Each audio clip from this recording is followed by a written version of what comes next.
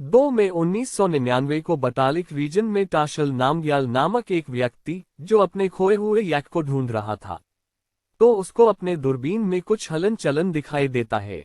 गौर से देखा तो कुछ दाढ़ी वाले लोग जमीन में छुपने के लिए गड्ढा बनाते हुए नजर आए। उससे अंदाजा लगाया कि यह पाकिस्तानी हो सकते हैं।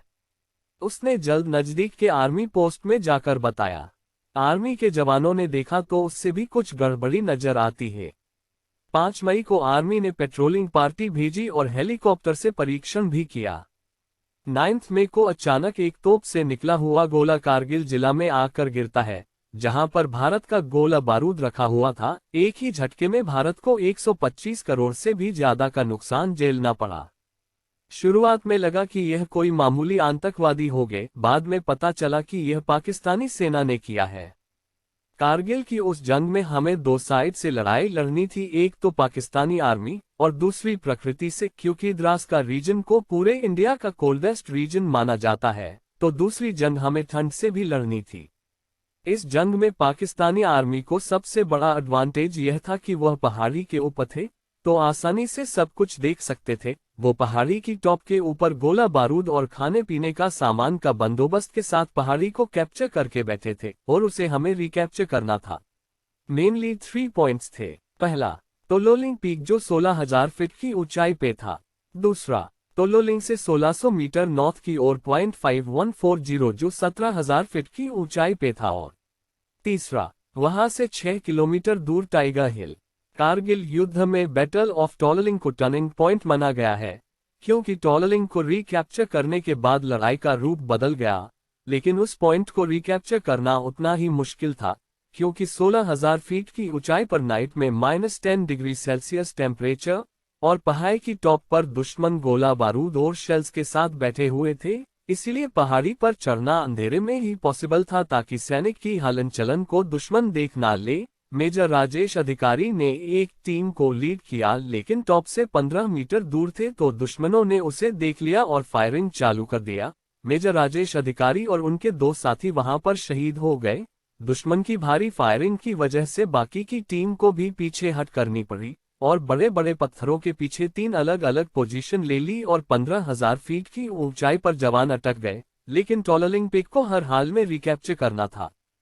कर्नल रविंद्र नाथ ने 90 फौजी की टीम बनाई ताकि वह जाकर बीच में फंसे सैनिकों की मदद करें और टोलोलिंग को रिकैप्चर करें। बटालियन में मौजूद मोची, वॉशमैन और बाबर ने भी मदद किया, क्योंकि इतनी भारी गोला बारूद को पहाड़ी के ऊपर ले जाना था, इसलिए बहुत ज्यादा लोगों की जरूरत थी। 12 जून को रात 8 बजे बीच में फंसे सैनिक तक पहुंचने में कामयाबी मिली। दुश्मन से 300 मीटर दूरी पर थे। कर्नल रविंद्रनाथ ने प्रोत्साहित करते हुए कहा कि I have given you to what you wanted, now you have to give me what I want. Reply देते हुए भनवर सिंह नामक एक फौजी ने बोला, सर, हम सुबह मॉर्निंग में टोलोलिंग पहाड़ी पर मिलेंगे।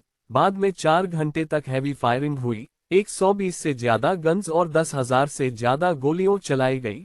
उस रात इतनी फायरिंग हुई कि बाद में उस जगह का नाम बर्बाद बनकर रखा गया। अभी भी टॉप पर पूछना बाकी था। बाद में सैनिकों को 3 टीम में डिवाइड किया। पहला, अर्जुन टीम जो फ्रंटल अटैक करेगी। दूसरा, भीम टीम जो दुश्मनों की दूसरी साइड से जाएगी। और तीसरा, अभिमन्यु टीम जो कवर फायरिंग करेगी। दुश्मनों को पीछे की साइड से मेजर विवेक गुप्ता की कवर टीम ने अटैक किया। हैंड टू हैंड लड़ाई हुई और उसमें मेजर विवेक गुप्ता और उनके 6 साथियों शहीद हुए, लेकिन फाइनली हमारे जवानों ने टोलोलिंग को रिकैप्चर कर लिया। थैंक्स टू पाकिस्तानी आर्मी के उन्होंने बहुत सारा खाना और सामान छोड़ दिया था, जिसे हमारी राजपूताना राइफल असोल्ट टीम ने खाने और नाइट में -10 डिग्री ठंडी से बचने में आसानी रही। टोलोलिंग पहाड़ी से नॉर्थ साइड में छोटे मोटे 10 हम्प्स थे, उसको भी इंडियन आर्मी के द्वारा रिकैप्चर किया गया। उसके बाद हमारी सेना पॉइंट 5140 की तलहटी पर पहुंची। वो जगह को रॉकी नॉब नाम से जाना जाता है। पॉइंट 5140 को कैप्चर करने की जिम्मेदारी लेफ्टिनेंट कर्नल योगेश कुमार जोशी को दी गई। उन्होंने 2 टीम बनाए और दोनों ही टीम को उस पहाड़ी की अलग अलग दिशाओं से क्लाइंब करने का आदेश दिया। एक टीम थी under command of captain Vikram Batra, जिनका कोड नेम था शेरशाह, जो 2021 में बॉलीवुड में मूवी भी आई थी। दूसरी टीम को लीड कर रहे थे लेफ्टिनेंट संजीव सिंह जैमवाल। 20 जून सुबह में दोनों टीम क्लाइंब करना चालू करते हैं।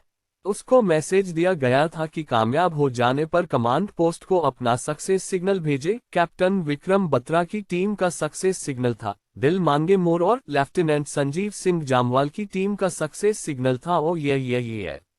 दोनों ही टीम सक्सेस रही और .5140 को रिकैप्चर कर लिया गया और उस सक्सेसफुल मिशन की वजह से लेफ्टिनेंट विक्रम बत्रा का कैप्टन के रैंक में प्रमोशन भी मिला।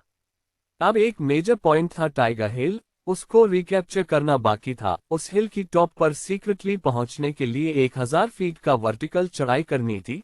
4 जुलाई रात को 22 सैनिकों की एक टीम ने उस मिशन को पार करने की जिम्मेदारी ली। चढ़ाई वर्टिकल थी, इसलिए माउंटेनियर इक्विपमेंट का उपयोग करना आवश्यक था।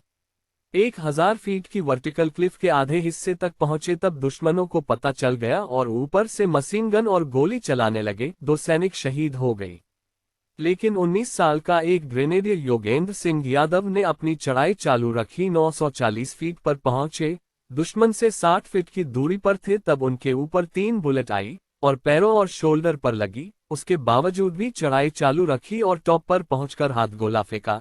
4 दुश्मनों को मार गिराया।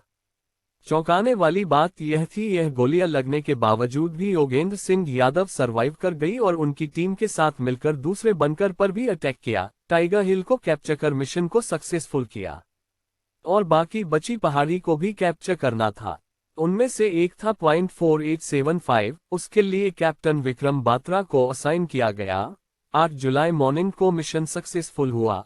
विक्रम बत्रा ने अपने एक कलेजर्स जो एक्सप्लोजन की वजह से अपना पैर गंवा चुके थे, उसको रेस्क्यू करने बंकर से बाहर निकले तो दुश्मन टीम जो पीछे हट कर रही थी उसने गोली चलाई। कैप्टन विक्रम बत्रा और अनुज नायर शहीद हो गए। आज के दिन उस पॉइंट को बत्रा टॉप के नाम से जाना जाता है। .4875 की जीत ने इंडिया की जीत को सील कर दिया। 11 जुलाई को पाकिस्तान आर्मी ने विथड्रॉ करना चालू किया और इंडिया ने बटालिक पॉइंट को कैप्चर कर लिया।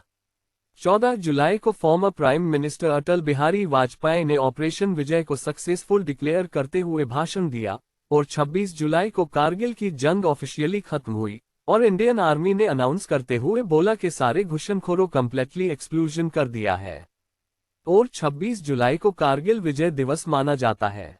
तो सैल्यूट है हमारी फौज को, क्योंकि इन कंडीशन में दुश्मनों के साथ लड़ना वो सबके बस की बात नहीं है। हम दिल से सैल्यूट करते हैं हो सारे जवानों को जिन्होंने इस युद्ध में अपनी बहादुरी दिखाई। जय हिंद।